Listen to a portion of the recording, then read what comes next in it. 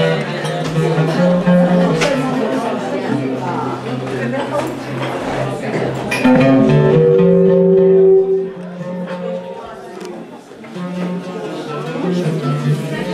faut demander le papier et m'envoyer un mail. Non, pour l'instant, je filme tout le monde.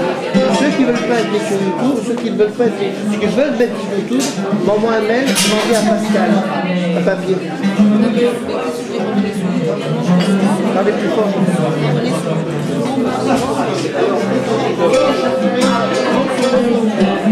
Donc,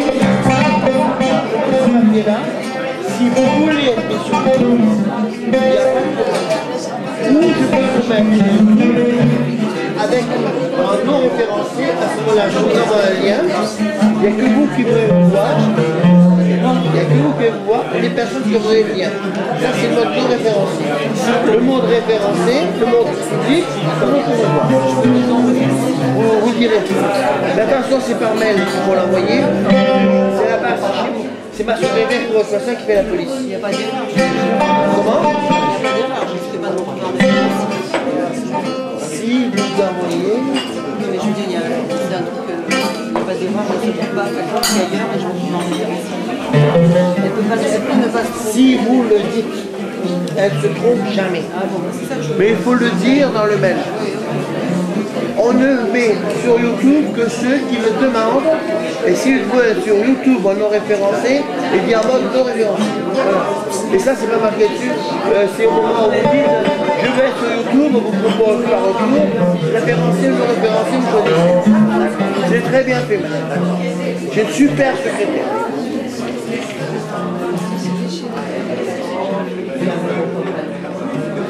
Ça faisait longtemps. On m'entend? Oui, oui, on entend. La chaîne moderne. Mais c'est là-dedans, prenez tout ça, il y a tous les grands volets. Je vous signale, ça fait qu'une heure qu'il joue le mec. Ça fait une heure qu'il joue. Attends.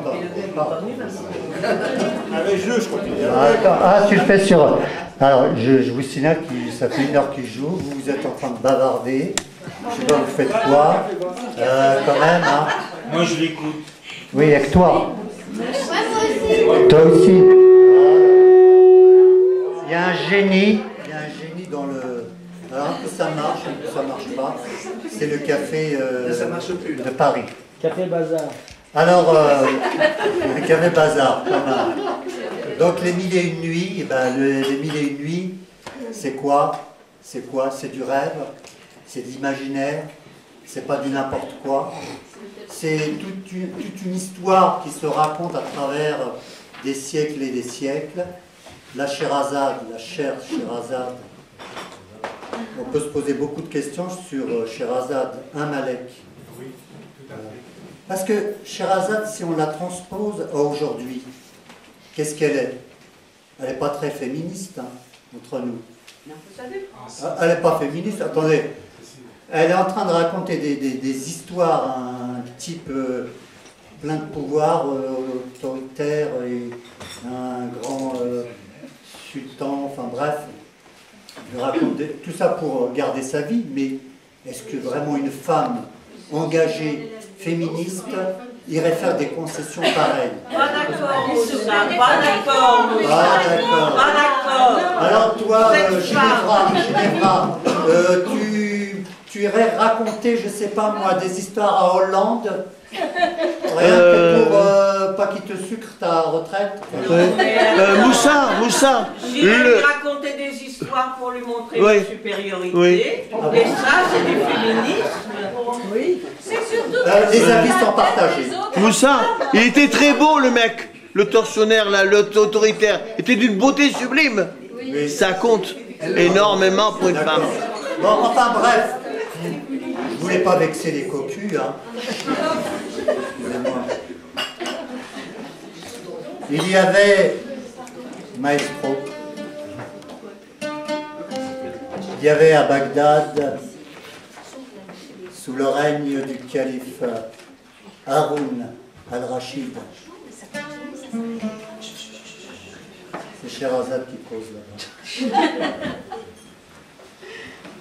un marchand fort riche dont la femme était déjà assez marquée par les ans. Ils avaient un fils unique nommé Aboul Hassan, la trentaine, qui avait été élevé dans une grande retenue vis-à-vis de toute chose et qui ne connaissait du monde que son environnement immédiat. Je vous donne en mille, en une et nuit. C'est une introduction de quel conte? Question pour Malek. Voilà. Bravo. On va me dire. Ouais, c'est le calife à la place du calife. Alors, si je te dis quelle page, là, tu vas... Quelle page? Je cale sur la page, je passe à la suite. Page 43, donc c'est, je viens de lire juste une introduction du livre de Malek Shebel, qui nous fait l'honneur d'être parmi nous et qui dédicacera tout à l'heure son dernier ouvrage, Les 1001 nuits. Et moi j'aurais une question à lui poser. C'est vrai que s'attaquer aux 1001 nuits, pourquoi? Puisque c'est un sujet tellement éculé, tellement... On se calme, le génie. Voilà, donc, à tout à l'heure pour Malek, dans la deuxième partie. Et donc, nous allons ouvrir le bal du Café Bavard de la 12e édition. Et je vais appeler une belle voix qui est ici, c'est Floriane.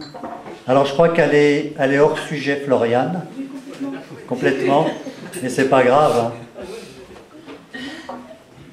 Voilà, on va céder la place. Merci pour notre nouveau chevalier qui sera là tout à l'heure avec notre amie Geneviève. Et vous éteignez les insupportables. Merci. Il y a Hassan là qui... Debout, je peux mettre... Je vais essayer debout, hein. Comme tu veux, là. C'est pas le micro, il est pas fiable. Mais non, mais sinon sans micro, hein. C'est comme tu veux. Sous micro, t'as de la voix. Non, mais on va voir.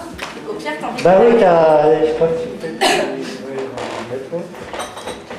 Donc voilà, bonjour à tous. Et donc ce morceau, c'est mon dernier morceau et complètement hors thème. Il s'appelle Sous les lois des hommes.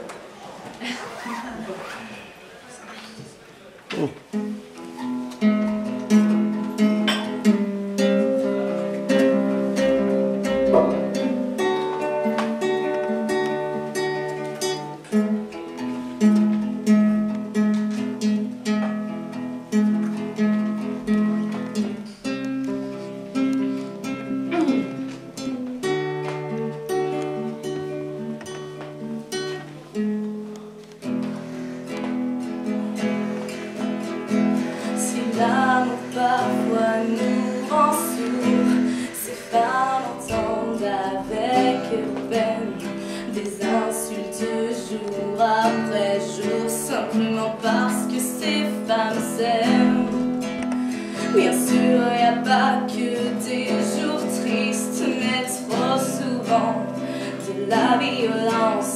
Alors une fois encore, elles se réunissent. Femmes et femmes veulent reconnaissance. Et si l'amour universel est un pilier de la croyance, les pavés du chemin du ciel ne sont-ils pas de tolérance? Et si Dieu est amour en somme, il ne jugera jamais personne. Elles veulent simplement s'aimer sous les lois des hommes. Et si l'amour est éphémère, la haine elle laisse un goût amer. Elles veulent simplement s'aimer comme chacun sur terre. Sur terre.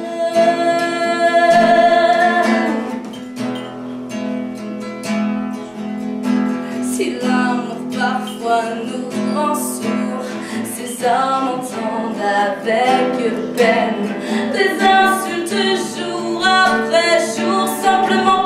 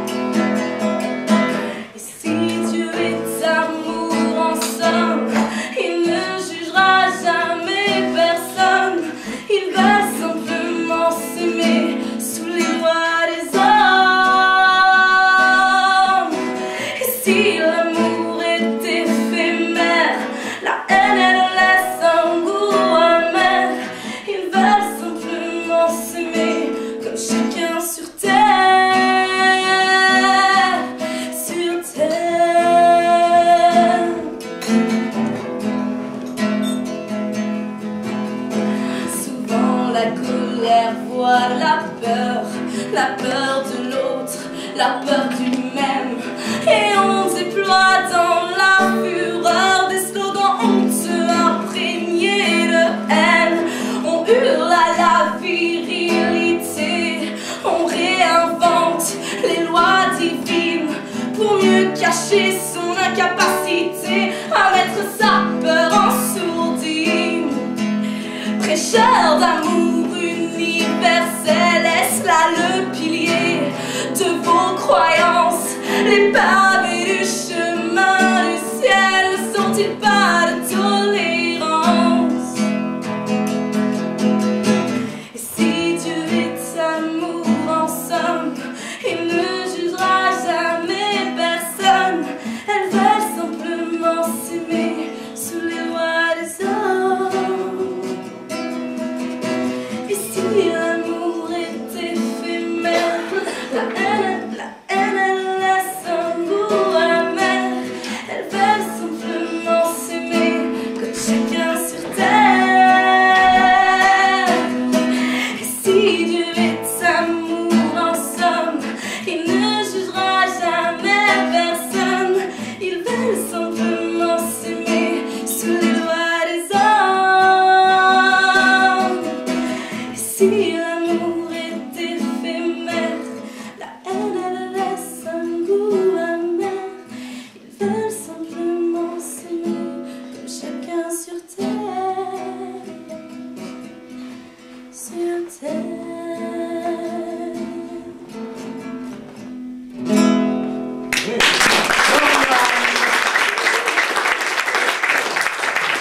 Merci Florian. À tout à l'heure. Sans micro, hein. Alors est-ce que c'est donné à tout le monde, hein? Alors,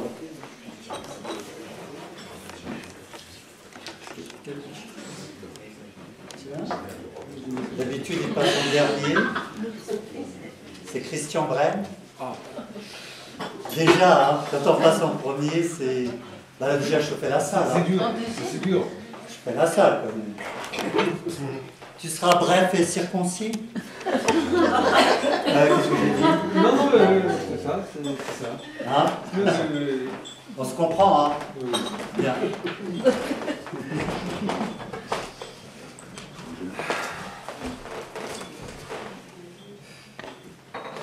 Il nous parle des 1001 nuits avec tant de ferveur et tant de vie qu'au grand jamais, non, ne nous ennuie et que souvent nous mettent en appétit.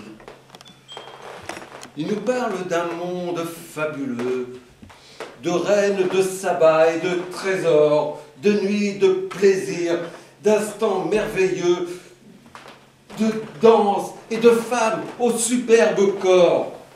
Il nous parle des 1001 nuits comme s'ils les avaient vécues eux-mêmes. Il nous en parle toujours à grand bruit, avec talent, nous tiennent en haleine.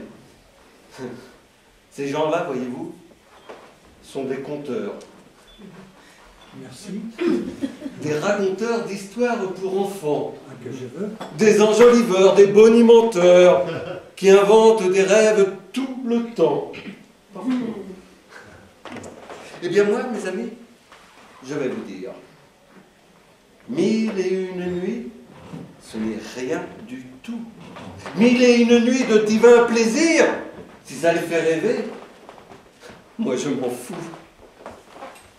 Moi, voyez-vous, ça fait très très longtemps que chaque nuit, je dors entre ses bras et que je me réveille en souriant parce que je suis heureux de voir là, de voir chaque matin de chaque jour celle qui m'aide à supporter la vie, celle qui m'a appris le mot amour et que j'aime peut-être plus que ma vie. 1001 nuits de 1001 nuits, ce n'est rien du tout. 1001 nuits, mais laissez-moi rire. 1001 nuits, ce n'est rien du tout. Moi, c'est chaque nuit que j'ai du plaisir.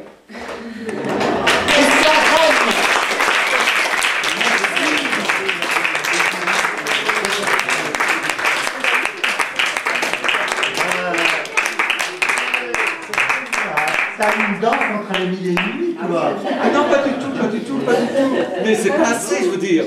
D'accord.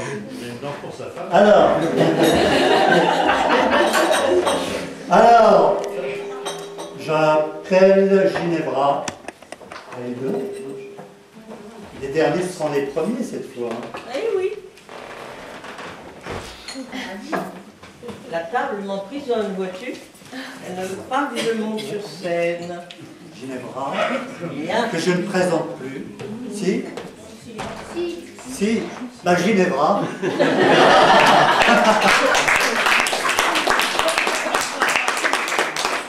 Alors merci aux habitués. Ceux-là me connaissent. La main gauche. Et puis, bonsoir aux nouveaux. Vous ne me connaissiez pas, vous allez me connaître. À ma droite. Voilà.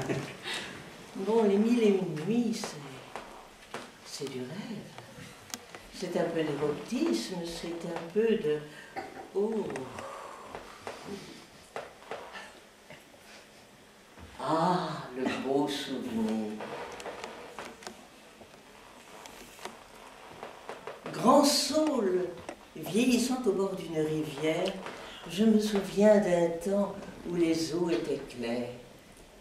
Une ondine s'en vint un beau jour de printemps me faire révérence et coucher son corps blanc dans mon ombre en silence. J'étais jeune arbre alors et plein de suffisance. Mes habituels amis, doux Zéphyr et Soleil, nous étions, eux et moi, trois coquins tout pareils, vinrent la contempler et lui faire la cour, lui vantant les plaisirs que l'on goûte à l'amour. Tout doux, mes beaux amis, je dois rester pucelle. Un prince des eaux m'en a promis ma main, et si je faillissais, l'offense serait telle que je ne verrais plus se lever le matin. Pourtant, j'aimerais bien connaître les nuances dont vous dites savoir agrémenter l'amour. Et si vous promettez, au final, l'abstinence, je veux bien avec vous apprendre les détours. Souffrez que mon esprit un instant se recueille. Lorsque Phébus glissait ses doigts sous les feuilles, ce coquin de Zéphyr agitait mes rameaux. Nous étions trois alors, à caresser sa peau, baiser les longs cheveux, les lèvres et les flancs, et les rousses toisons, et les tendres seins blancs, les grottes et les creux, l'aimables coquillages, où nous fîmes tous trois parfois naître l'orage. Et je ne parle pas ici des papillons qui s'en venaient parfois butiner cet étang. Chacun à la leçon appliquait tout son zèle dans le secret espoir d'enflammer notre belle. Or nous savions tant faire. Chacun à la leçon appliquait tout son zèle dans le secret espoir d'enflammer notre belle, et elle nous laissait déployer ses ardeurs jusqu'au moment divin où naissent les moiteurs. Or nous savions tant faire avant qu'elle s'apaise que la belle a plus d'une fois soupiré d'aise. Complice, chaque jour la rivière amenait une élève douée qui nous émerveillait et portait à nos cours, jeune malicieuse, avec grâce et plaisir, une attention studieuse. Un soir, elle est partie et ne revint jamais. Nous l'avons regretté, mais sommes désormais certains qu'en son esprit, l'amour de la nature, du soleil et du vent et des souples ramures a un sens bien précis que l'on garde pour soi, qu'à nul on ne saurait confier, même tout bas. Et un peu plus loin, j'ai rencontré, c'était en forêt ma foi, un garçon, peut-être un peu timide. Il écrivait, je me suis demandé ce qu'il écrivait. Je lui ai posé la question et il m'a dit « Oh, j'écrivais un rêve et il vient de mourir. » Belle, elle était posée sur l'herbe et je la regardais, l'esprit et l'œil émerveillés. Dans le soleil, son regard d'or me fixait, tel un appel. Sa gorge palpitait, crainte ou désir. Je contemplais les longues cuisses, prêtes pour la fuite ou l'abandon à la moindre approche. Mon regard glissait sur sa poitrine menue, que je voulais prometteuse, et sur les hanches, que mes mains fiévreuses rêvaient de saisir pour une descente délice au-delà des ailes frémissantes, à la rencontre d'un coquillage que je pressentais prêt à l'accueil, avide de caresses et d'offrandes. Depuis l'épaule, le soleil glissait sur ses reliefs et sur ses ombres jusqu'à la courbe des reins. J'imaginais son désir, et c'est certain, l'impatiente attente de mon exploration. Autour d'elle, les herbes caressantes s'inclinaient au souffle espiègle du zéphyr. Je tremblais avide de désir, invoquant quelque divinité sylvestre dont les sortilèges sauraient l'empêcher de fuir à mon approche, si elle allait me trouver indigne de sa beauté. Mais on était jeunes. Le garçon, vraiment, était pris de désir de cette attente. Et il continuait. Assailli par le doute, je fermais un instant les yeux, et dans leur ombre moirée, je m'enivrais de sa beauté, des mille recoins mystérieux, des douceurs, des cheveux, des poisons et des loges secrètes que j'allais atteindre. Je devais me montrer tout entier, m'avancer, la serrer contre moi et partager ses délices, ses vertiges, dans la douceur des herbes folles, des fleurs et des senteurs sylvestres. J'ouvrais les yeux, tendis les bras et m'élançai vers ma nymphette. Ma bottine écrasa une branche sèche. Les longues cuisses se détendirent 2 fois. Une rainette, rendez-vous compte, une petite grenouille, sauta dans le lac tout proche. Mon fantasme et le ciel répliqué se dispersèrent en quelques ronds. Il faut dire qu'il faisait très chaud ce jour-là dans la forêt magique où il allait parfois rêver.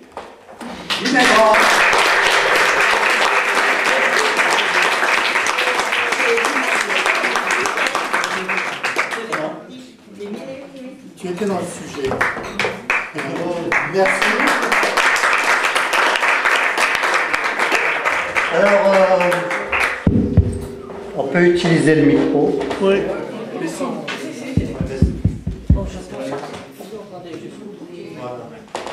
Utiliser le micro quand même, c'est bien. Tiens. Elle a pioché son père. Non. Anne France. Anne France.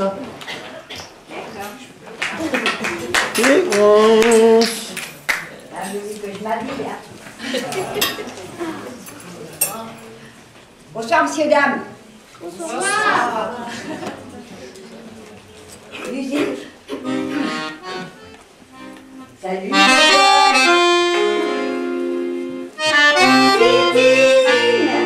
Je t'avais pas dit comment ça va. Oh, il y a Cocotte, comment ça va, Cocotte? Ouais. Ah, donc ça fait un bail. Tu parles à tout dire. Ouais. Alfred, t'as toujours tes habits du dimanche. Ah, tu plais encore. Ça baigne. Ouais. Et puis voilà Aïcha. Et voilà Rachel, non c'est Rachel. Et Aïcha, non c'est le contraire. C'est Aïcha et Rachel, vous êtes toujours copines, j'espère. Hein? Il faut, par les temps qui courent. Ouais. Le gitan des fortifs, je te vois là-bas. Salut mon frère, t'as le bonsoir de la tzigane. Ah, mais voilà. Ça, attends, c'est Bibiche. Et ça, c'est Robert, je te reconnais, pourtant il y a un moment. Robert, Eh, dis donc, t'es toujours avec ton banquier pourri. Oh, bah, t'en fais pas, il t'a acheté. T'en fais pas. D'ici quelque temps, ils seront bien pires. Dans 112 ans, mettons, ben, le fric, le pèse, le flousse, la monnaie, le pognon, quoi. Ça sera le maître du monde. Je l'ai lu dans des cartes, enfin dans la main des passants dans la journée. Ouais, c'est toi, Julot. Julot, elle marche tes poulettes. Oh, et Cri-Cri, moi c'est Cri-Cri, la voleuse de santé. Et Crac-Crac, et Poil-Poil. Bonsoir tout le monde. Il fait un froid noir sur le Rochechouart. Faut dire, un 31 décembre 1899, avec de l'orage, on peut faire de l'or ce soir. Ouais, en plus c'est dimanche, et en plus c'est Messieurs Rhodes. Je voulais vous prévenir, faut pas rester là. Allez, on fout le camp. Vous savez que les flics, hein, quand ils enterrent un siècle, surtout le 19e, ils peuvent être vaches. Lève-la, allez on se tire, on se casse, foutons le camp, barrons-nous. Aïcha et Rachel d'abord, le gitan des fortifs, et tout le monde, en courcher bruyant. Eh oui, il y aura du meilleur et ce sera gratis. Allez le public, vous venez avec. Les moches, les beaux, les riches, les pauvres, les cons, les malins, et tous ceux qui viennent d'ailleurs, plus soi-disant ceux d'ici. Hein? Le bonheur, c'est maintenant. Allez, on va boire à la santé du temps qui passe, même si on le regrette toujours un peu. Elle a la peau douce, aux taches de son, à l'odeur de rousse, qui donne le frisson. Et de sa prunelle, au ton vert de gris, l'amour étincelle dans ses yeux qui brillent. Ah, si on aime bien les chien, et si belle et si gentille, on l'aime bien. Qui ça? Lily Pocha. Où ça? À la Bastille. Encore, tout seul, ensemble.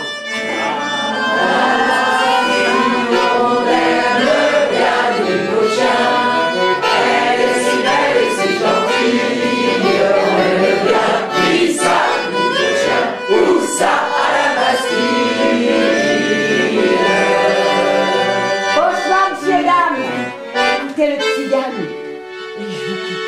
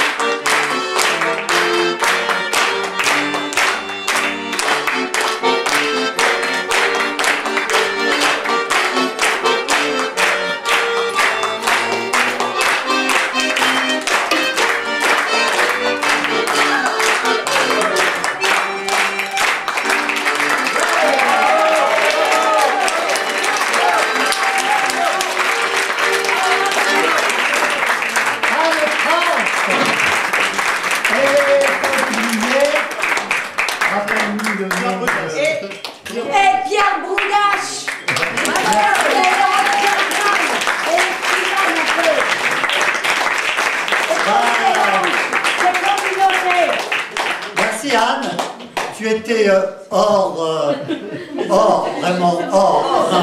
Mais... Ça s'appelle fête de nuit. Ah oui, il y avait la nuit quand même. Hein. Bon. Alors, prochain voyage. Eh ben, je crois qu'on va rester dans l'ambiance. Hein. Raph Nathan.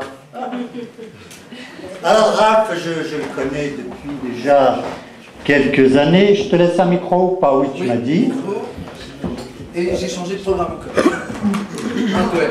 Mince alors. Mince, il a changé. Raph est conteur, n'est-ce pas? Oui. De métier. Tout à fait, conteur de métier. Et aujourd'hui, je vais dire un poème. Je ne vais pas C'est étonnant, hein. Une histoire. Il trahit le conte pour dire un poème. Bon, pourquoi pas, hein. On peut faire aussi des petites infidélités. Eh oui. À toi. Je peux retirer le pied de micro, je peux me permettre? Oui. Tu peux l'enlever, il s'enlève, il est super ce micro. Voilà, très bien. Juste avant de dire mon poème, une petite phrase qui est l'introduction d'un poème de Joseph Folliet. Bien heureux ceux qui savent rire d'eux-mêmes, ils n'ont pas fini de s'amuser. Le poème que je vais vous dire, je l'ai écrit il y a plus de 20 ans. Oh, il y a 30 ans. Oui, c'est ça, à peu près 30 ans. Même plus, je réalise. C'est le jour d'examen. L'élève se prépare. Il contrôle ses mains, son sourire, ses regards. Il est seul en coulisses avec la peur au ventre. Le trac, ses joues pâlissent, car c'est à lui, il entre. Se mettant à sa place, il dit le titre, l'auteur, un temps, un ange passe. Il sent battre son cœur. Se mettant à sa place, il dit le titre, l'auteur, ça je l'ai déjà dit. Attends, un ange passe, et il sent battre son cœur. Puis se met à parler. Mais les vers qu'il déclame semblent un peu trop figés, perdant leur belle flamme. Quelle chose bizarre, cette suite de mots dans cette bouche sage. Comme une vache dans une gare, un oiseau dans un pot, comme une fleur en cage. Et pourtant il suffirait d'un peu, il suffirait d'un rien pour qu'au moindre prétexte, oubliant l'examen, il dise bien son texte, vous ne comptez plus les points, la poésie va mieux. Et la fleur va au champ, et le champ à l'oiseau, et l'oiseau à la branche, et la branche au rameau, Rimbaud en poésie, la poésie au cœur, et le cœur en alarme, et la larme est à l'œil. Et votre œil qui sourit, le poème prend vie. Merci.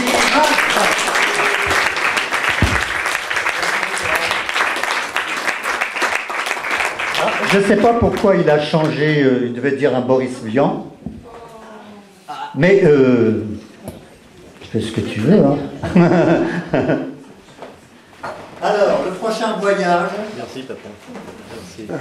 Merci beaucoup. Plaisir. Emmanuel Camp. Ah oui. Bonsoir à tous. Bonsoir. Alors moi je suis complètement dans le sujet et... Tu veux un micro? Non, ce n'est pas nécessaire. Ok.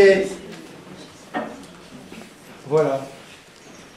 Les contes des 1001 nuits. Personnage, mon beau-frère. Nous étions réunis, comme chaque année au moment des fêtes d'anniversaire, autour d'une grande table habillée d'une nappe de coton blanc brodé. Le même rituel faisait que mon beau-frère Émile, c'est ainsi qu'il se prénommait, prenait la parole en premier de sa voix forte et imposante. Et chaque fois, il nous rebattait les oreilles avec ces mêmes discours sur les statistiques, les pourcentages sur les produits de consommation et bien d'autres choses sans importance aussi. Bref, toutes ces analyses avaient un point commun, les chiffres. Je vais vous dire en confidence, mon beau-frère était expert comptable. Alors, comme vous l'aurez compris, les comptes d'Émile, ils m'ennuient.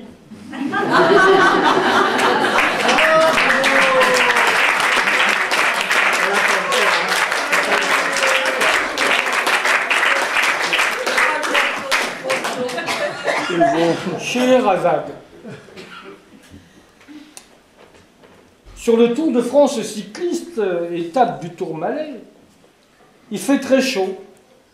Les spectateurs applaudissent au passage Le maillot jaune, il fait soif. Le Carpodium, Pernod Ricard propose une boisson anisée aux assoiffés qui doivent s'acquitter de 30 € le verre. Elle est chère, la rasade.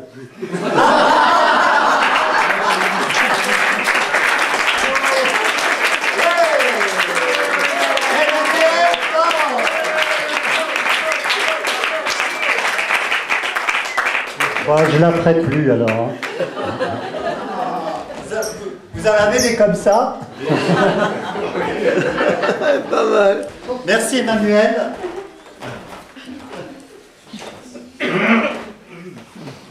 Alors elle, c'est une conteuse. Je pense qu'elle est dans le thème. Mado, la goutte. Sans micro, Mado. Oui. Ok, ben, certains la connaissent déjà. Hein. On va faire de la place.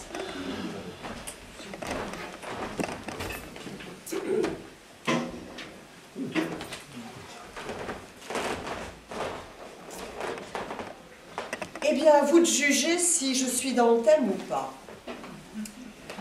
Voilà.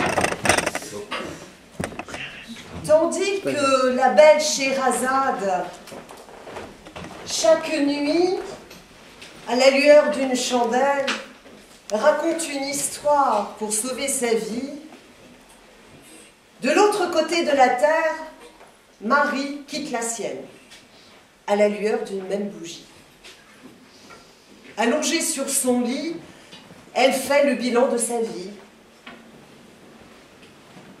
Elle a épousé Louis il y a très très longtemps. Et elle se rend compte à présent qu'elle n'a pas été heureuse.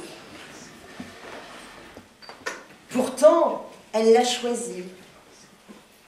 Elle l'a choisi contre sa famille, contre ses amis. Mais enfin, Marie, il est avare, il est radin, tu ne seras jamais heureuse avec lui. Oh, il est radin, il est avare, mais non, il est charmant, il est économe. Et puis vous, vos maris, hein, chaque samedi, ils dépensent leur paye au bal, en alcool. Pas lui. Il s'était donc marié, mais c'est le jour de son mariage qu'elle a fait quelques découvertes. D'abord, tout le monde se moquait de l'époux. Il portait un costume 3 pièces, élimé, rapiécé, trop petit. Il l'avait récupéré d'un aïeul et il avait dit à Marie, écoute Marie, je ne vais tout de même pas dépenser de l'argent pour un costume que je ne porterai qu'une seule fois pour toute la vie. Marie avait compris, elle avait même souri. Mais pendant le repas, Louis récupérait toute la nourriture de leurs 2 assiettes. Il disait, bah, c'est au cas où on aurait une famine. Marie n'avait pas compris. Et c'est le ventre vide qu'elle s'était couchée pour la nuit de noces. Et lui-même s'était couché sur elle et avait ronflé toute la nuit. Si, si. Pauvre Marie. Mais elle était mariée maintenant. Le temps était passé et elle travaillait durement au champ pendant que son mari comptait l'argent qu'il économisait. Et il n'avait pas eu d'enfant, c'est qu'il s'économisait aussi de ce côté-là. Alors voilà, ce matin, n'a pas pu se lever. Malade d'amour, mal aimée,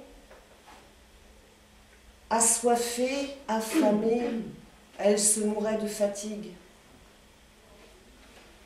Son mari, Louis, était furieux. Il lui avait dit, Marie, enfin, la vache est en train de mettre bas et le veau se présente mal et c'est toi qui fais toutes ces affaires. J'aimerais bien que tu t'embelles, cette fois-ci encore. Marie avait répondu, mais je ne peux pas me lever, Louis. Il faut que tu l'entendes. Je vais partir. Je vais mourir. C'est fini. Toute la journée, Louis avait fait des allers-retours entre la vache et Marie. Marie et la vache et Marie. À la nuit tombée, il avait été bien obligé de sortir une chandelle. C'est qu'il les économisait, ces chandelles-là. Elles étaient chères. Alors il en avait choisi une toute petite, une toute usée, il l'avait allumée, il l'avait posée sur la table de nuit. Et puis il s'était agenouillé près de Marie. Il avait prié. Et Marie, elle était heureuse. Il ne s'est jamais occupé comme ça de moi. Il m'aime donc, ce grand couillon de Louis. Il m'aime donc. Elle était lumineuse, Marie. Et Louis qui priait, qui marmonnait. Mais qu'est-ce que je vais faire? Si je laisse la vache avec le veau, je vais tout perdre, ça va être terrible. Mais si je laisse Marie, elle va mourir et ça porte malheur. Qu'est-ce que je peux faire? Alors depuis quelque temps, il se levait, il allait vers la porte pour l'ouvrir, et puis il hésitait, puis il revenait, il faisait demi-tour, il s'agenouillait, puis il recommençait, il n'arrêtait pas de faire des allers-retours, et Marie, ça l'amusait, ça l'amusait. Et soudain, Louis, il s'était proché de Marie, il s'est penché vers elle, doucement à son oreille. Et Marie s'est dit, ça y est, il va me le dire. Il va me dire qu'il m'aime, je vais partir avec tout cet amour. Je n'y croyais plus. Et Louis a dit simplement ces mots. Marie, oh Marie, quand tu pousseras ton dernier soupir, lorsque je serai absent, tâche de le souffler vers la flamme pour l'étendre. Parce que vois-tu, les chandelles sont un peu chères. Louis est sorti de la chambre et Marie a compris quel était cet homme-là. Elle a compris qu'elle avait tout raté. Et puis soudain, elle s'est mise à rire du bon tour qu'elle allait jouer à son mari.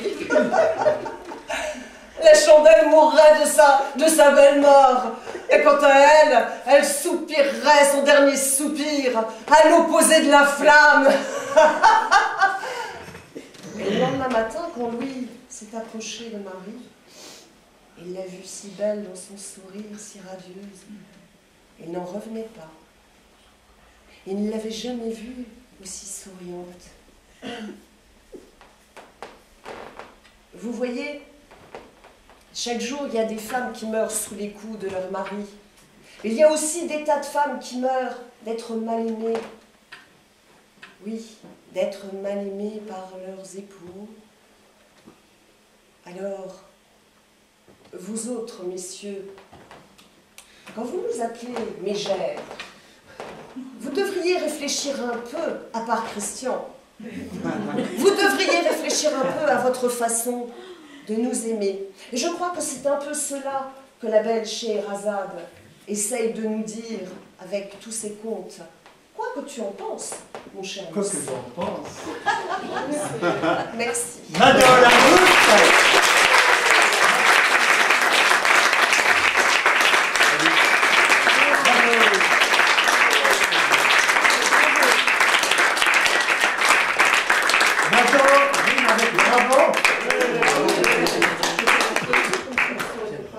Alors, on va arriver presque à la fin de la première partie.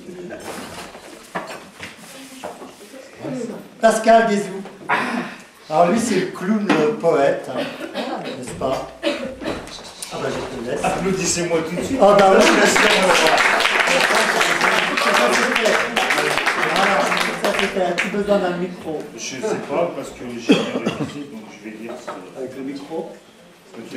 Ah oui, ça fait star. Ça sera plus, ça fait star. Ça fait star, hein. Ça fait star et on t'entend bien. Je fais pas de Johnny Hallyday. Soit toi. C'est dur, hein. J'ai découvert le thème, alors 1001 nuits.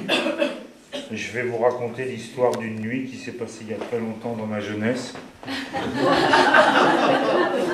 Si, il y a très longtemps. Le petit prince en délire. Il était une fois un garage.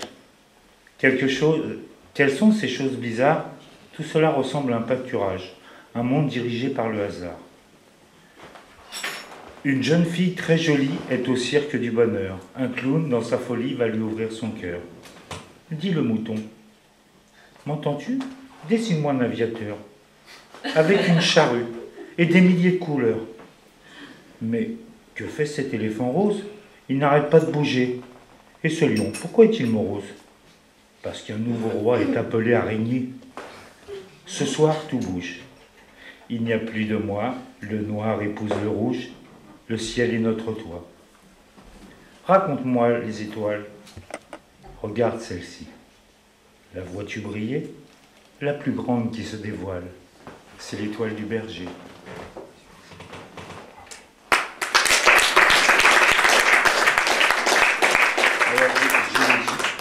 J'hésite parce que la dame elle a dit des choses sur les hommes. N'oubliez pas le guide. Il y a celle avec qui tout a commencé, ce premier baiser, à peine effleuré, la sirène du bateau vapeur, la source du fleuve bonheur. Il y a cet amour de jeunesse que le dragon a mis sous forteresse, au fin fond d'un pays lointain, me jetant dans les douves du chagrin. Il y a celle des mauvais réveils, passant après celle du fond de la bouteille, prête à tout me pardonner pour mes yeux bleus délavés. Il y a cette petite bourgeoise rêveuse qui, par une nuit fiévreuse, est venue changer la vie de ce clown au cœur meurtri. Il y a celle qui ne m'a pas cru, parce que je l'avais trop déçue, à force de mauvaises maladresses, erreurs que l'on dit jeunesse.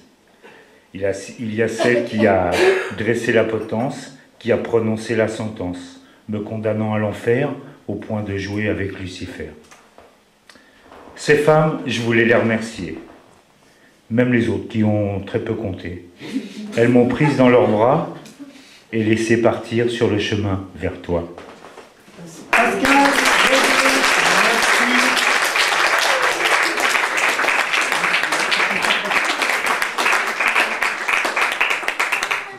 alors, les prochains, il m'a tué, c'est Omar.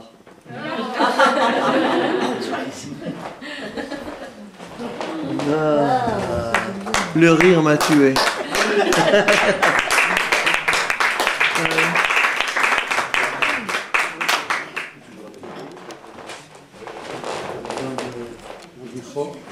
Il a besoin de rien.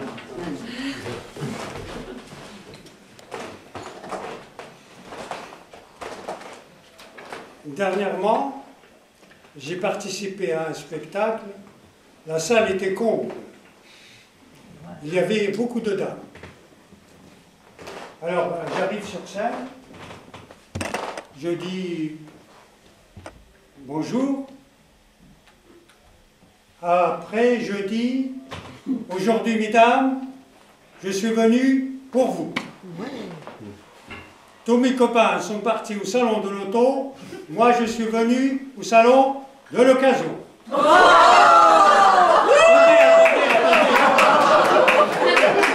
De bonne occasion. Il vaut mieux avoir une bonne occasion qu'une mauvaise voiture neuve. Et puis, avec une occasion, on ne risque pas de perdre des points sur son permis. On ne peut plus faire d'excès de vitesse. Les rallyes, les 24 heures du mois, il y a longtemps qu'on n'en parle plus. Et souvent, il n'y a même plus de feu rouge à griller. Alors, il y avait une dame là qui me mangeait de regard. Je m'approche. Ça va, madame? Mécaniquement, fonctionne bien chez vous? Elle me dit, ça dépend du mécanicien. Et puis, juste une dame à côté, là, tout sourire, là. Ah, madame, ça vous rappelle des choses, hein? Il y a longtemps, hein? C'était quand le dernier contrôle technique? Et à côté, une petite dame, mais mignonne, toute petite. Ah, j'adore les petits modèles. J'ai toujours besoin d'une plus petite que moi. Mais dans ma considération, elle sera toujours la plus grande. Problème avec vous, mesdames, c'est que vous êtes toujours intéressés par les hommes bricoleurs. Moi, même les préparations, même les préliminaires, ce n'est pas du bricolage. Tenez, l'autre jour, j'étais appelé pour le dépannage d'une voiture dans le 16e arrondissement.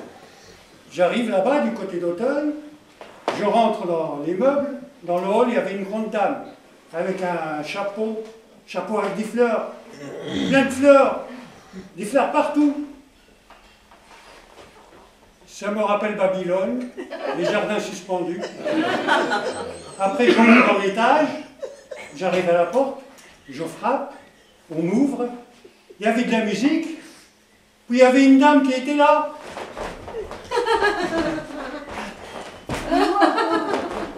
Vous aimez? C'est le lac des cygnes de Tchaïkovski. Tchaïkovski, je ne le connais pas celui-là. Ça doit être un nouveau remplaçant du PSG. On ne connaissait pas Tchaïkovski. Les gens qui ne connaissent pas Tchaïkovski, c'est des zéros. Oh bon, je suis un zéro, moi. C'est quoi un zéro? Oh, ça doit être encore une invention de mes ancêtres. Alors comme ça, vous ne connaissez pas Tchaïkovski.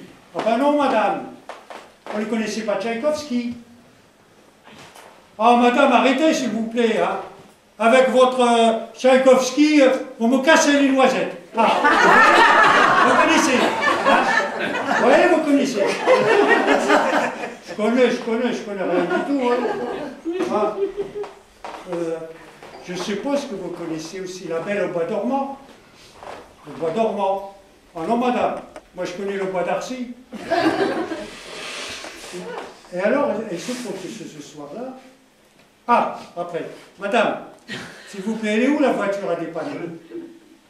La voiture. Mais c'est moi la voiture.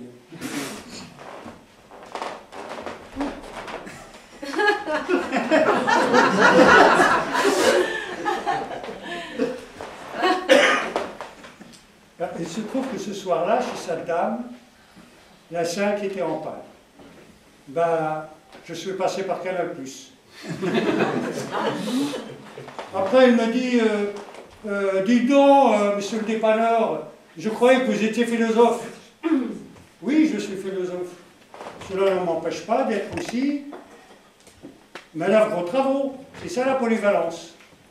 Bon, je suis rentré de chez cette dame, je suis arrivé chez moi, j'étais fatigué. Bon, je me couche et je dis, demain, je vais faire la grasse matinée. À 8 h du matin. Toc, toc, toc, toc, toc, toc. C'était Missile, ma voisine du palier. Alors, je n'ai jamais compris pourquoi on l'appelle Missile, parce que vraiment, elle n'a rien d'une bombe ni d'un canon. Elle me dit, viens, s'il te plaît, je n'ai plus de lumière, je n'ai plus d'électricité. Bon, j'arrive, j'ouvre la boîte du compteur, j'appuie sur le premier bouton, tout revient. Elle me remercie, et après elle me dit, tu restes prendre le petit déjeuner avec moi? J'ai préparé des petits pois.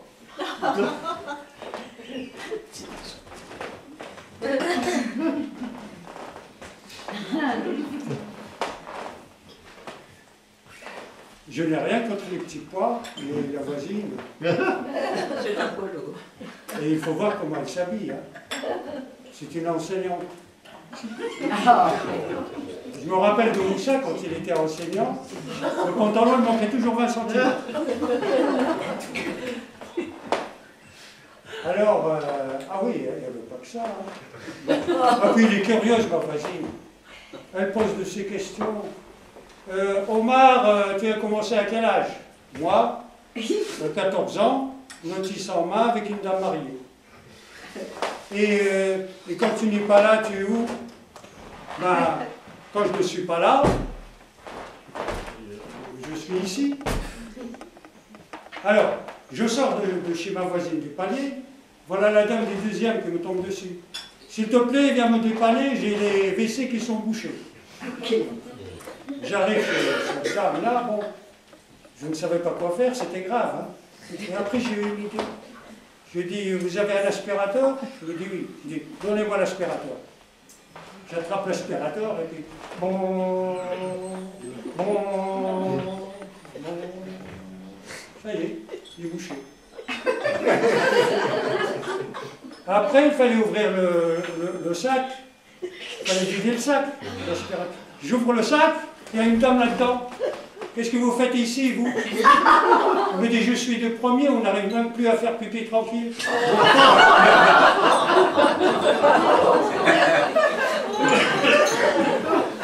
Je sors de chez la voisine du deuxième, voilà la dame du rez-de-chaussée. Elle me dit, Saint-Lazare, j'ai ma chaudière qui est en panne. Elle m'appelle Saint-Lazare parce qu'elle croit que je suis portugais. Elle veut absolument que je sois portugais. Bon, pourquoi pas? Je lui ai pourtant expliqué l'autre jour. Je lui ai dit, madame, je ne suis pas portugais. Si, tu es portugais. Madame, vous ne trouvez pas que je suis un peu trop gros? Il m'a dit non, ça ne veut rien dire. Et alors, attendez, mais avant, quand on a ouvert le sac, après je n'avais rien compris, je reviens un peu en arrière. Cette dame-là qui est du premier, là, qui était en train de faire pipi, elle saute là-dedans, habillée tout en blanc, nickel.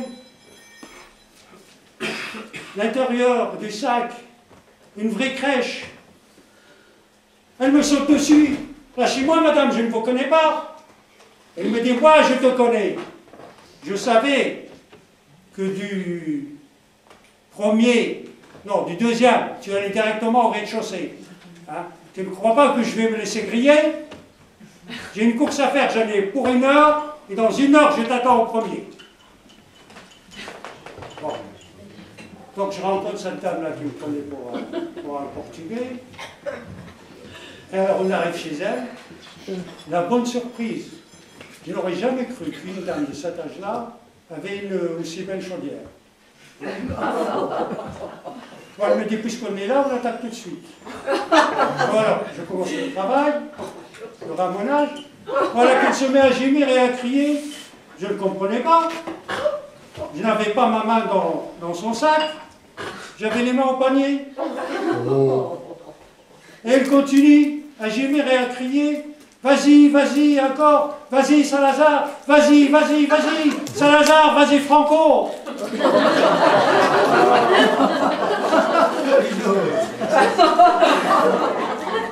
Je suis sorti de chez cette dame-là.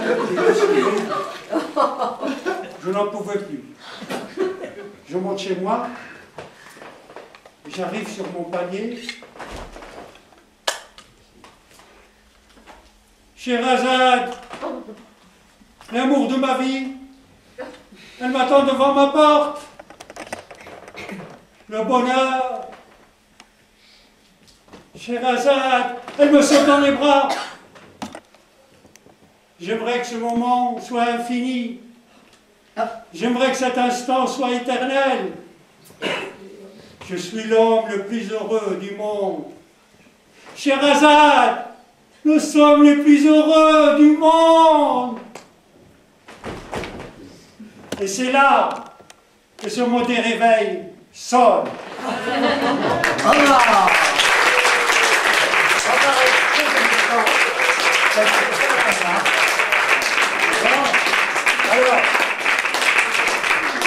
Un bel exemple pour rappeler un petit peu les règles. Alors, tu as explosé le temps, tu n'as plus de crédit maintenant. Hein. Alors, c'est 3 minutes texte lu, 5 minutes texte su. J'ai toujours été à découvert. Eh ben oui, je vois. Alors, je comprends bien, quand on a la scène, on ne veut pas la lâcher, mais c'est le public qui vous lâche après. Donc, il faut respecter le temps. C'est important parce que ça pénalise les autres, ceux qui vont passer après. Est-ce bien reçu, Omar? Ok. Voilà. Alors, oui, il nous a tués, ça, tu peux le dire. Donc, première partie, on passe donc à la pause bavardage. Et nous avons donc Malek avec les 1001 nuits à sa jolie table qui vous attend pour des dédicaces et puis peut-être causer un peu avec lui. Voilà, à tout de suite. 15 minutes à peu près.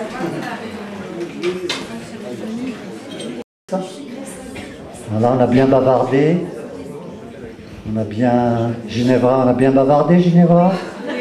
Bon, maintenant tu vas reprendre ta place. Gentiment. Elle a accueilli, elle fait l'accueil aussi, Ginevra. Ah oui, c'est la marraine du Café Bavard. Hein. Et oui, c'est un pilier. N'est-ce pas? Alors, donc on va poursuivre. Tout le monde est là. Alors, il ne reste pas beaucoup de monde dans le chapeau. Hein. Il ne reste pas personne. Le chapeau a même perdu en route. Et bien, c'est Asdine. Asdine. Oui, c'est moi. Allez. Asdine, lui, c'est le spécialiste des 1001 nuits. N'est-ce pas? Il ne dort pas de la nuit, lui. Asdine, c'est le conteur Hein, il a des poches sous les yeux. Comment va Scheherazade? Ça va, elle se porte bien. Se porte bien? Ouais, tu lui passeras le bonjour. J'y manquerai pas. Voilà. Donc Asdine, je ne sais pas qu'est-ce qu'il va nous raconter, mais je crois qu'il va le faire. Oui, c'est sûr, je vais le faire. Pas de micro pour toi. Ce que je vais raconter, bon, ben, c'est simple, je vais raconter le début des Mille et une nuits, c'est-à-dire comment commencent les contes des Mille et une nuits. On raconte, mais seul le Tout-Puissant est à même de dire ce qui est vrai et ce qui est faux. On raconte que deux rois très puissants, le roi Shahriar et le roi Shahzaman, après avoir surpris leurs femmes dans leur lit, avec l'un des cuisiniers du palais, eh bien, à partir de ce jour, ces deux rois ont juré de ne plus jamais faire confiance aux femmes. Le roi Shahriar, plus affecté que son frère de cette trahison, lui par contre ne compte pas en rester là. Pour punir toutes les femmes de leur perfidie, eh bien, après avoir tué sa femme, ainsi que tous les sujets de son palais, il ordonne maintenant à son vizir de lui amener une jeune vierge, qu'il épouse le jour même. Et après avoir consommé le mariage, le lendemain matin, il ordonne à son vizir de la faire tuer.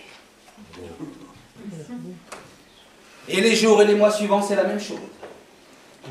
Le vizir amène une femme au roi, le roi l'épouse, il passe la nuit avec elle, et le lendemain, il la fait tuer.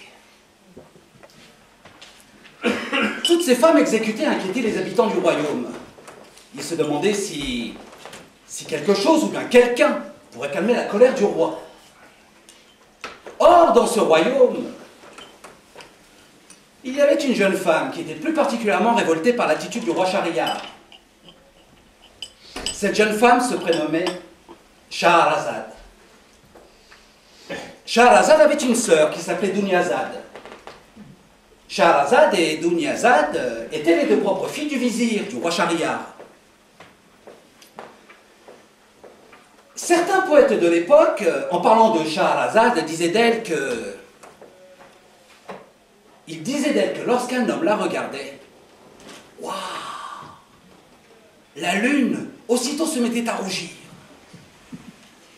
Mais Shahrazad n'était pas uniquement une très belle femme, elle était aussi très intelligente et très cultivée. Elle était cultivée à un point tel qu'elle avait lu un nombre considérable de livres, des livres en tout genre. Livres de poésie, romans, livres de mathématiques, traités de philosophie. Elle était capable de mémoire, de raconter le contenu de chaque livre qu'elle avait lu. Eh oui, à croire que toutes les qualités humaines s'étaient donné rendez-vous en elle. Oh, qualité humaine, cela dit, qui faisait la fierté de son père. Mais Shahrazad, malgré toutes ces qualités qui faisaient d'elle une femme d'exception, elle n'arrivait pas à dissuader son père à mettre un terme à tous ces massacres de jeunes femmes. Elle s'entêtait pourtant à lui dire de ne plus obéir aux ordres du roi Shahriar. Et son père à chaque fois lui répondait... il lui répondait qu'il ne pouvait faire autrement. Et oui, s'il n'obéissait pas aux ordres du roi... Deux solutions maintenant pour Shahrazad. Soit elle ne s'oppose pas au roi Shahriar, et alors bientôt il n'y aura plus aucune femme dans tout le royaume. Soit elle trouve très rapidement une solution, et ainsi mettra un terme à la folie meurtrière du roi. Et le temps passe, et les nuits passent, sans que Shahrazad ne trouve de solution.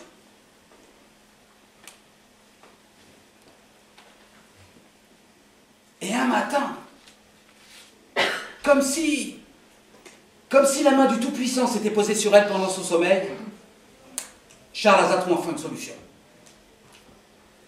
Elle va alors voir son père et lui demande son accord pour qu'elle épouse le roi Shahriar.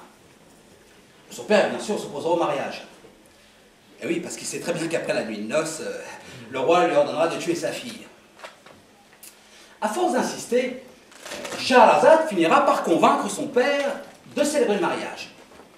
Et juste avant la nuit de noces, avant qu'elle ne se donne au roi, Shahrazad va voir sa sœur et lui demande de l'aider à réaliser son plan. après qu'elle lui expliquait point par point les détails de son plan et ce qu'elle devra faire, Scheherazade va rejoindre le roi dans la chambre nuptiale. De mémoire d'hommes et de femmes, jamais deux êtres n'avaient fait l'amour avec une telle perfection, un tel érotisme que cette nuit-là.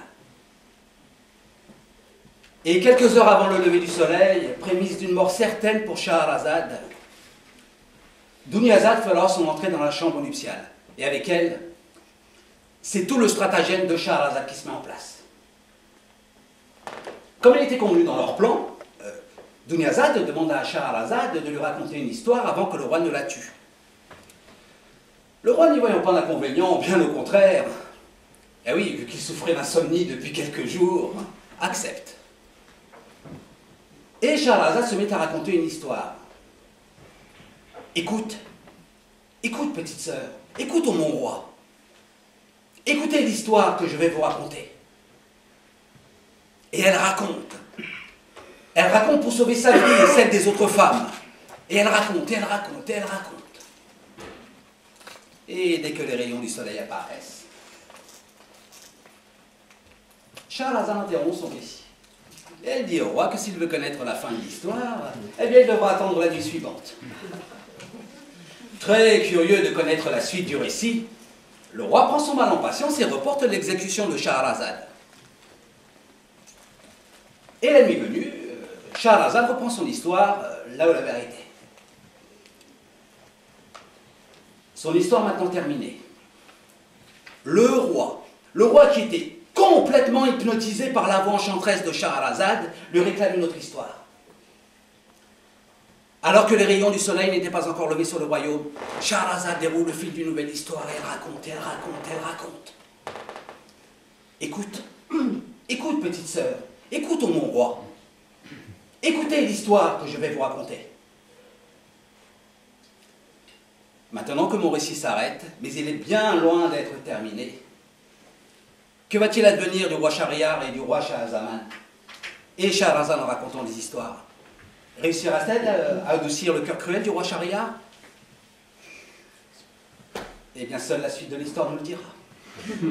Aline.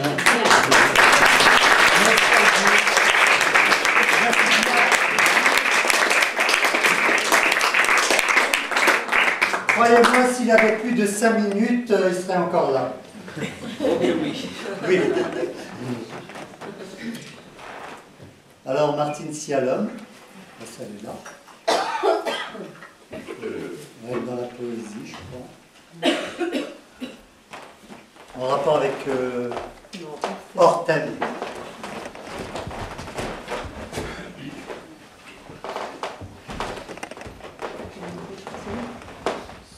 C'est bien. Si tu penses que tu vas être entendu, c'est mieux. C'est mieux le micro, on entend beaucoup mieux. Pas le bâton, justement.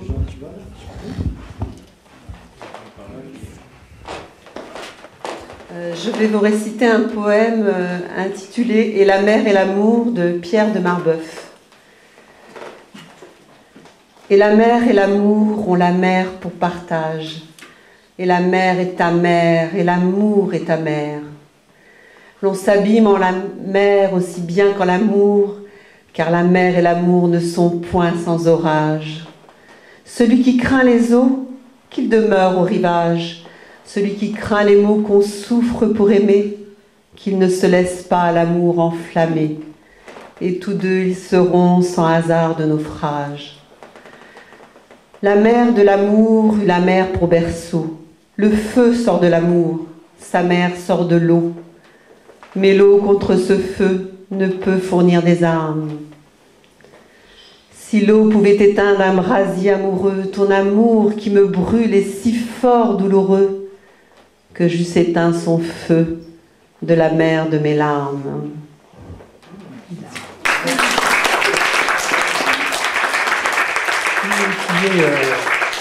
Qui est Marbeuf?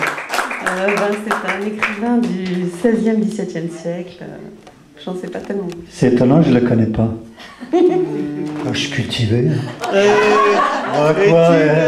de la culture. Hein. Ben, merci Martine. Alors il n'en reste plus qu'une et ce sera celle-là. C'est qui reste? C'est qui celui-là? Bah, il n'y en a qu'une, hein. Elle est où? C'est qui? Il y en a deux normalement. Oui. On va faire un duo. Alors là, donc, c'est Madeleine. Hein? On l'attend. Sans Proust, bien sûr. On l'attend, bien sûr. Et après, je crois que c'est... parce qu'il y a des gens que je n'ai pas vus, donc je ne sais pas si... Après, je crois que c'est... Françoise. Ok. Et après, on clôturera avec la dernière histoire de Scheherazade. Donc, Asdine avait fait donc l'introduction, si je puis me permettre, de Scheherazade. Et on a la dernière histoire de Scheherazade après. Oui. Ah, tu l'accompagnes? Ouais, mais là, je t'en prie, hein, vas-y. Non, tu peux. Accompagne. T'accompagne. Là, je fais une fausse note. Mais... Alors, je vais...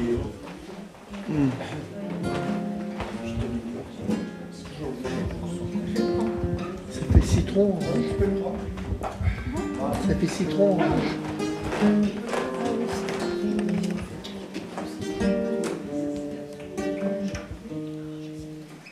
Clodoald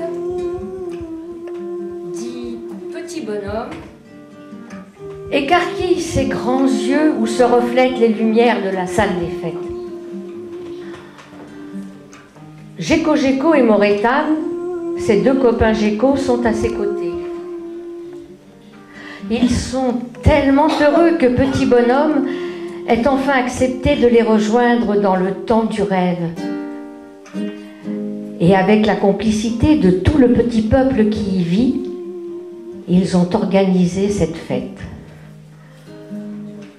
L'enfant ne sait plus où donner de la tête.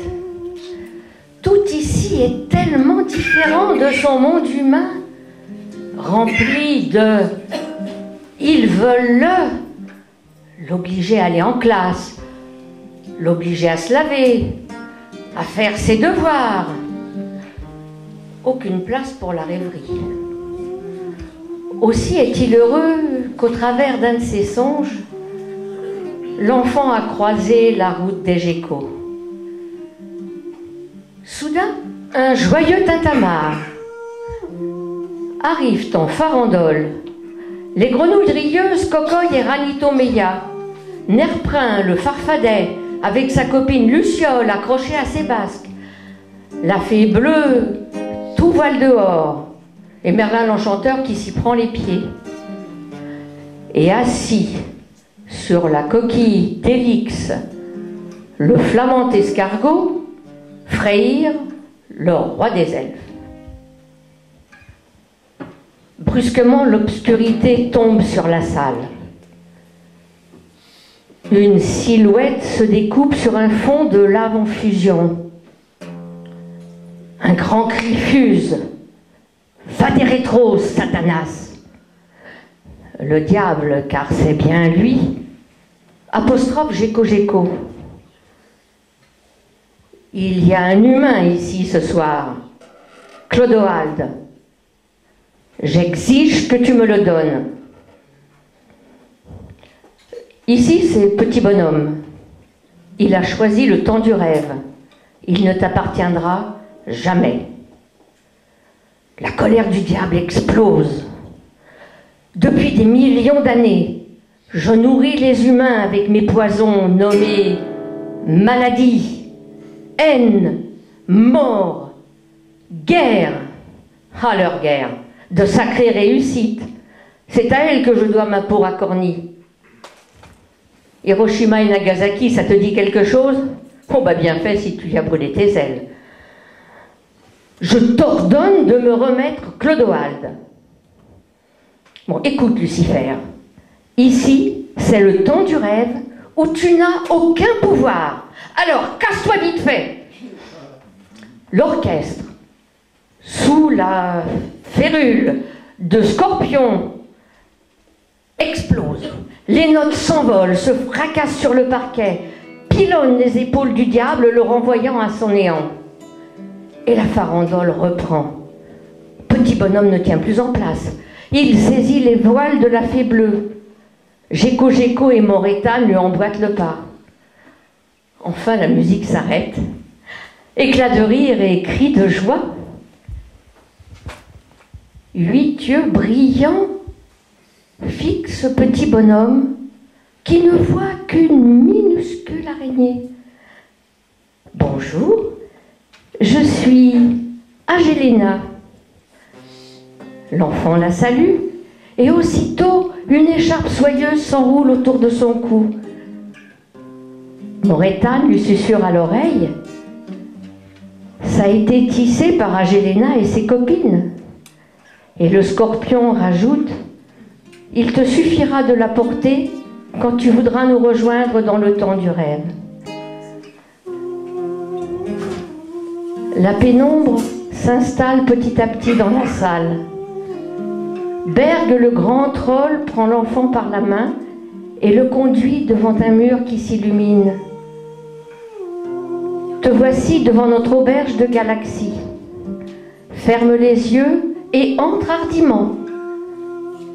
L'enfant s'élance. Le cosmos le happe. Dans un tourbillon d'étoiles bleues, de soleil vert. Oui. Et il s'endort. La douce voix d'Agélena lui dit au creux de son corps et de son cœur, tu as devant toi toutes nos vies, celles du temps des rêves, le temps que tu as choisi, ne l'oublie jamais. Berg, le grand troll, le dépose sur un lit de mousse. Clodoald, viens vider le lave-vaisselle. L'enfant sursaute. Sa main frôle son cou. L'écharpe d'Agélena palpite doucement. Le temps du rêve est bien réel. L'enfant redresse les épaules. À nous deux, les Ilvolme.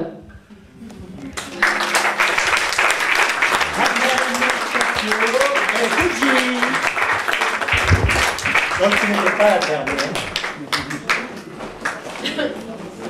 Alors j'appelle Françoise Marty.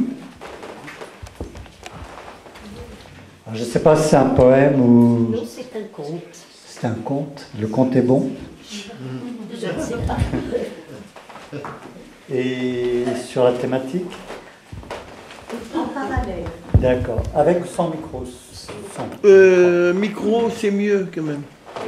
Parce que pour le rendu du son sur la caméra, sur la vidéo, c'est beau. Si elle veut son micro, elle fait ce qu'elle veut. Hein. Son micro. Bon, attends. Bon. Alors, je te laisse. La femme dont je vais vous parler, ce n'est pas Scheherazade, non. Elle en est bien loin. Elle a vécu bien avant Scheherazade. Mais comme elle a su, durant de nombreuses nuits, protéger une vie. Je vous l'ai dit, c'était il y a très longtemps. Cette femme, toujours triste, vivait à côté de son compagnon, dans une forêt très profonde. Ils n'avaient pour seul voisin que les animaux sauvages. Et de la lucarne de leur maisonnette, ils voyaient passer les vents, les pluies, les soleils.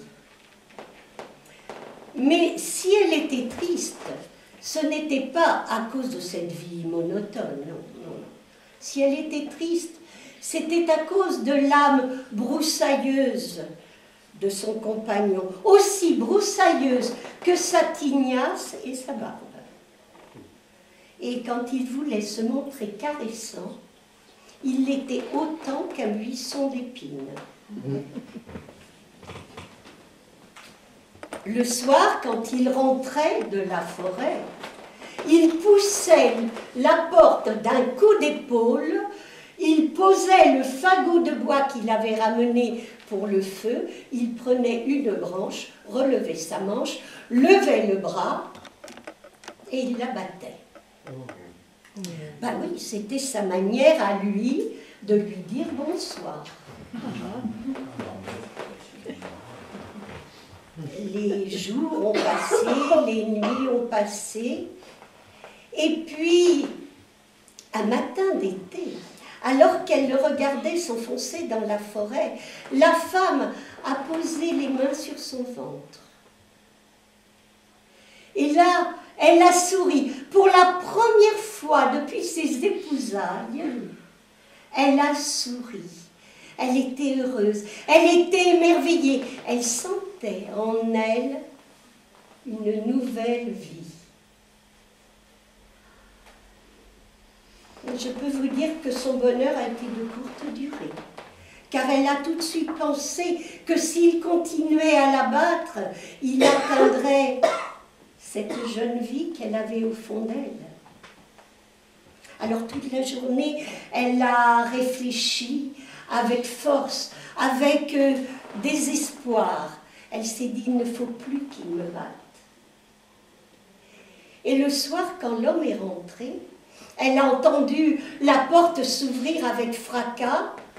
Il a pris la branche, il a levé le bras, lui a dit, attends, attends, je vais te raconter une histoire. Écoute-la et tu me battras après. Au moment où elle disait ça, elle n'avait pas la moindre idée de ce qu'elle allait lui raconter. Mais les mots sont venus, ils sont sortis de sa bouche, suaves. Et toute la nuit, l'homme l'a écouté, les yeux écarquillés. Et quand le jour est apparu, il a repris sa hache et il s'en est allé vers la forêt. Le lendemain, la porte s'est ouverte avec fracas. Le soir, il a repris sa branche. Attends, attends, je vais te raconter une histoire encore plus belle que celle d'hier soir. Et après, tu me battras si tu veux. Et toute la nuit, la femme a raconté devant l'homme qui avait les yeux ronds et qui ne bougeait pas d'un poil. Et ainsi de suite. Pendant 9 mois, la femme a raconté toutes les nuits des histoires à son homme. Et puis, au bout de 9 mois, l'enfant est né. Et avec lui est né l'amour. L'homme a découvert l'amour. Et les contes des 9 mois, me direz-vous, eh bien, eux, ils se sont envolés aux 4 coins du monde. Ils se sont accrochés aux lèvres des hommes. Et j'ai eu la chance d'en rencontrer quelques-uns. Et c'est pour ça que je suis venue ce soir partager celui-là avec vous.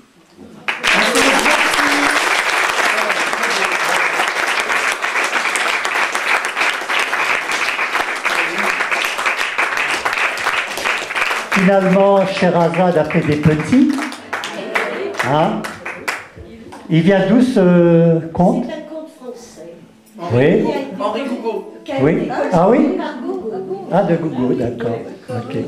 Bien, donc avant de terminer ces voyages, et avant d'accueillir donc notre ami Malek Chebel, notre invité d'honneur pour ce 12e Café Bavard, on va terminer donc la scène ouverte avec nos amis qui sont là, derrière, et qui vont nous raconter, donc c'est Geneviève Bueno et notre ami Chevalier Claude. Voilà avec les noms. Je dis pas le titre? Non. Ah ben voilà, je dis pas. Ok. En tout cas, c'est la dernière histoire. Ça se réfère bien à Mille et une nuits.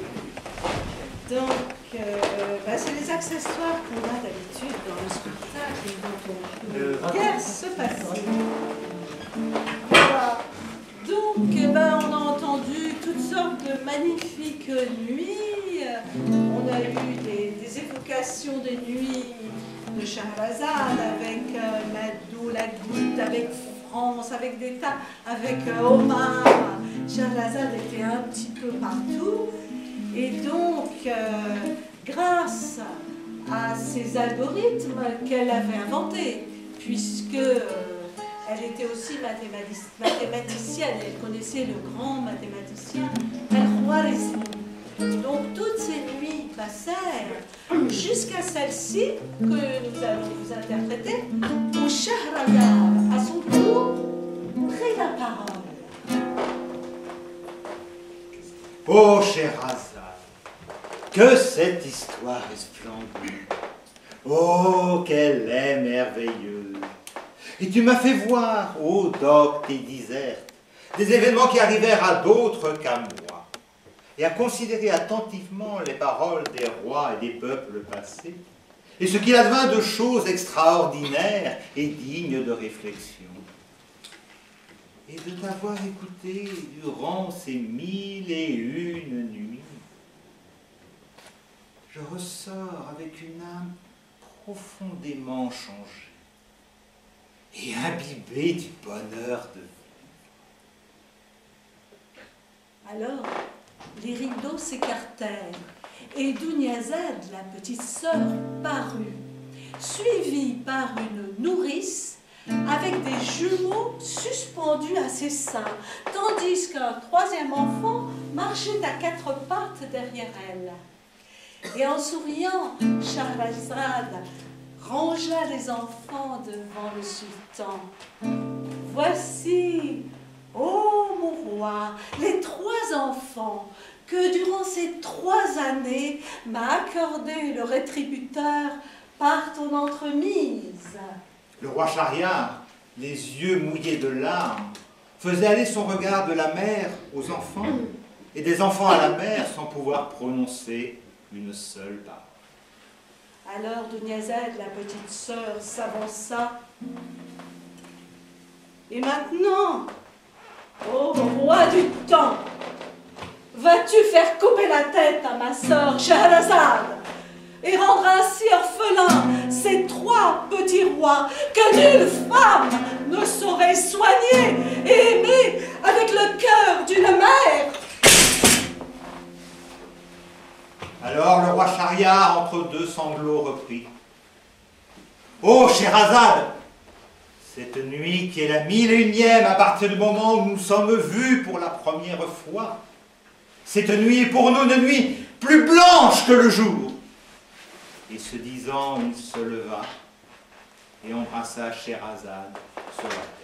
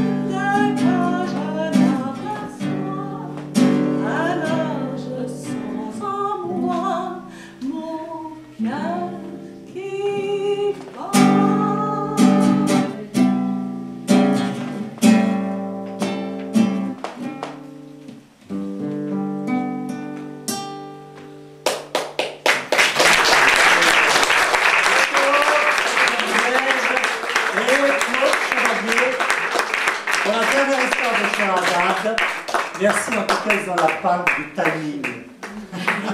à respecter donc. Merci.